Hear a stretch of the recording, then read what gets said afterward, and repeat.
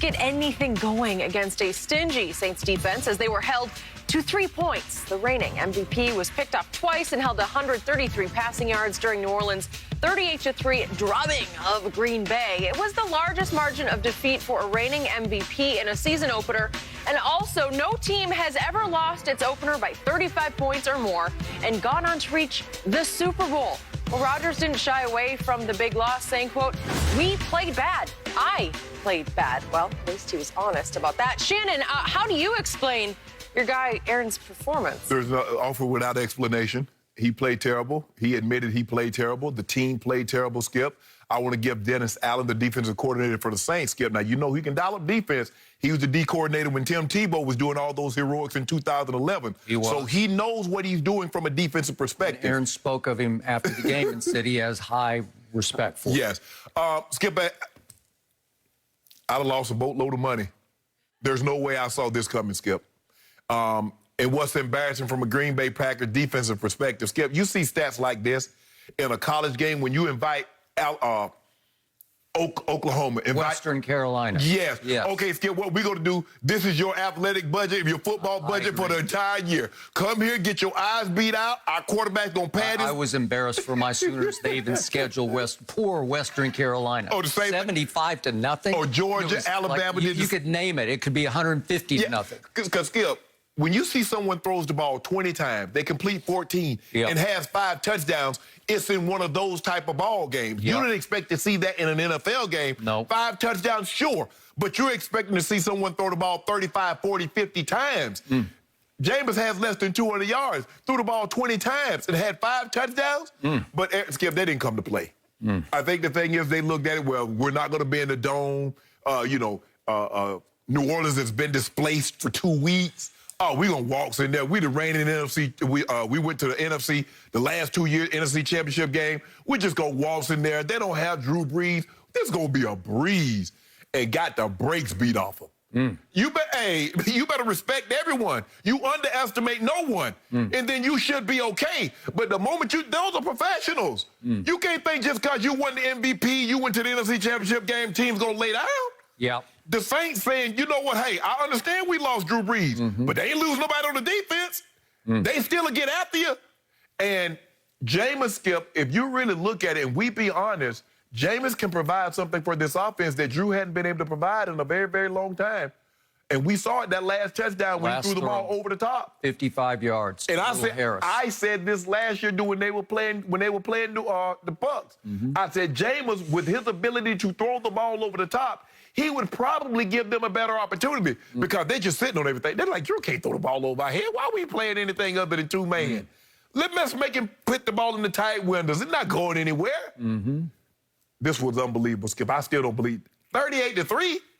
I mean, it wasn't even close. I mean, I can see, you losing a close ball game. Skip, everybody had to lose. Everybody wasn't going to win opening day. But 38-3, nobody saw this coming. Somebody lost their shirt on this one, Skip, because ain't nobody. They probably took Green Bay in the point. They took Green Bay in the cover, and Green Bay covered their heads because put foots in them. Okay, I will give you this. Speaking also of Oklahoma and Oklahoma's first game against Tulane, Tulane was displaced. It's bouncing around Birmingham, and game was supposed to be at Tulane, and finally it winds up in Norman. Right. And they didn't take them very seriously. They're up 37-14 at half, and in the second half, here came Tulane. Right. And they had to hang on for dear life, 40-35. Yes. So I'll give you, there was some of that going on. Also, I thought Sean Payton, who's got some genius about him, he does called not... a magnificent game. There's not one little rock left unturned on this. He's looking under every one because he chose Jacksonville because of the heat, and he also chose it because he goes on Expedia and finds out that the toughest place for the Green Bay fans to go, because they will go. But the hardest place to get to is Jacksonville. Right. You got to change in Atlanta, wherever you're going to change. Yeah, right? you probably go from Appleton to Chicago to Atlanta. I don't know, Atlanta. I guess so, but whatever. The point is, it was arguably the worst game of Aaron Rodgers' career. It was the worst beating he's ever taken in his career. 38-3. He was 0 of 7 on third down. That's incomprehensible to me. 0 of 7 on third down. Yeah, that'll get you beat. He had the single worst QBR of the entire week 1. This is the reigning MVP. A scale of 0 to 100 had a QBR of 13.5, the worst of all those kid quarterbacks, all the Max and even the Tua and Zach and Trevor Lawrence. This was the lowest. Oh, he had that Chamberlain, huh? He had that Will Chamberlain, that 13. He had number 13. He did. And the point was to me that they didn't show up because he didn't show up. And it was clear from the first snap of the game, he was not there. I don't know. He looked checked out to me. And the weird part about it is, even when I was watching our pregame show here on Fox, and I'm watching the interview that Aaron Andrews did with him, I'm saying, what is he doing? What's his new image? Can we just see a flash of this? I just want to show, you know. This is Aaron. He's got a man bun going. He's got his hair pulled back behind him.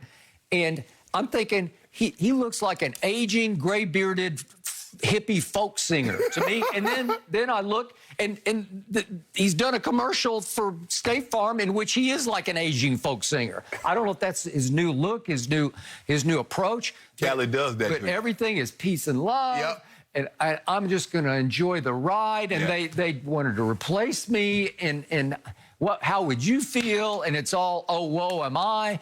And I just had to make peace with it.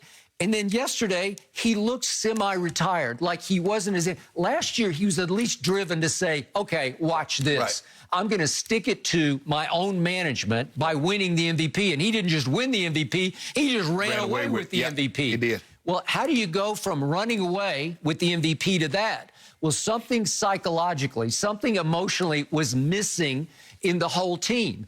Now, he didn't have Bakhtiari, obviously his left tackle and his best friend on the team, rehabbing from his knee. Yeah, little pup. Yeah, but I'm even looking at this stat. When he had at least 2.5 seconds or more to throw, he was only 4-15. It wasn't like they were rocking him. It wasn't like they were all over him. They were covering his guys. Yeah, they were just covering.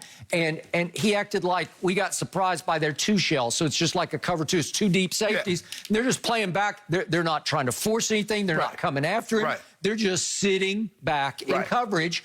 Well, Aaron, you've been around for a while. You can't figure that one out on the fly? Well, the thing is, and they don't respect the running game. Normally, when someone plays cover 2, they're saying, we can stop your run with our front 7. We don't need to drop that safety down to go one-on-one with your wide receivers. So what we're going to do, we saw this in the Super Bowl. Tampa played exclusively cover 2. Y'all can't run the football. Yep. Cleveland played it yesterday against Kansas City. So, Skip, I used to tell TD all the time, a team playing us cover 2, TD, run their ass out of this cover 2, make them drop that safety down. Okay, and speaking of that, if we could see the rushing yards here. Well, it could have been many. New Orleans ran 39 times for 171 yards. What Green Bay had? Green Bay had 15 for 43. No. Well, they're going to stand Aaron Jones, who usually does damage, was 5 for 14. If he'd been playing Dallas yesterday, he would have had 5 for 105. No, Aaron Jones was 5 for 9. For 9. Kay Hill had 5 for 14. 14. Okay. So the point is, they couldn't run it. Well, it's over there. And very quickly, they couldn't even try to run it because they fell behind so fast. Yes. And the other thing that was shocking to me was, usually Aaron is by far, again, if he's up against Jameis, he's going to out-efficiency him to death, right? Yeah. So in the red zone, Aaron goes 0 for 2, and in the red zone, Jameis goes 4 for 4. Well, that'll do it, right? Yeah. Oh, yeah. And then if we could see Aaron's 2 interceptions, they were take-your-breath interceptions because I don't see him do these things. If we could please see the first